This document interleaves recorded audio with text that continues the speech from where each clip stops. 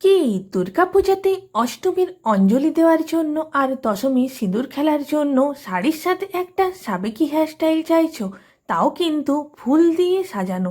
তাহলে তো এই হেয়ারস্টাইলটা একদমই কিন্তু মিস করো না। চলো হেয়ারস্টাইলটাকে তো শুরু করা যাক। তবে তোমাদের যদি ভালো লেগে থাকে অবশ্যই কিন্তু একটা লাইক করে যেও। এখানে ফার্স্টেই তো আমি পুরো চুলটাকে আঁচড়ে নিয়ে এখানে একটা পনিটেল করে নিচ্ছি। আমি তো নর্মাল যেমন মিডিয়াম পনিটেল হয় সেরকমই কিন্তু করে নিয়েছি। হেয়ারস্টাইলটা করার জন্য দরকার তো শুধু একটা ডোনাট বানের। এখানে আমি যে ডোনাট বানটা ইউজ করছি সেটা তো একটা ঢিলে ডোনাট বান, মানে অনেকটাই কিন্তু ঢিলে হয়ে গেছে ইউজ করতে করতে। এখানে কিন্তু এটাই ইউজ করে নিতে হবে। এরকম টাইট ডোনাট বান দিয়ে কিন্তু এরকম দু ভাগে মানে দুবার পেঁচাতে কিন্তু পারবে না। এর জায়গায় তোমাদের কাছে যদি মোটা রাবার ব্যান্ড থাকে সেটা দিয়েও কিন্তু এই হেয়ারস্টাইলটা সহজেই করে নিতে পারো। তোমাদের কাছে যেটাই থাকবে সেটা দিয়ে কিন্তু সহজেই করে নেবে। এখানে আমি পয়েন্টেলের উপরে দুবার তো ডোনাট বানটাকে পেঁচিয়ে নিয়েছি, পুরো চুলটাকে ডোনাট বানের ওপর দিয়ে দিয়ে তো একটা ছোট্ট কালো রাবার ব্যান্ড দিয়ে তো ভালো করে টাইট করে নিয়েছি।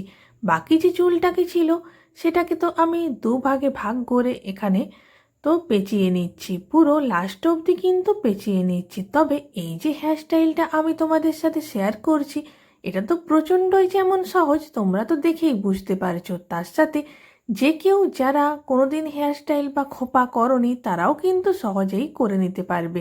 আর তার থেকেও এই যে হেয়ারস্টাইলগুলো আমি তোমাদের সাথে শেয়ার করি সমস্তটাই কিন্তু যেমন ছোট চুলে করতে পারবে সেরকম মিডিয়াম চুলেও করতে পারবে আর লম্বা চুলেও করতে পারবে।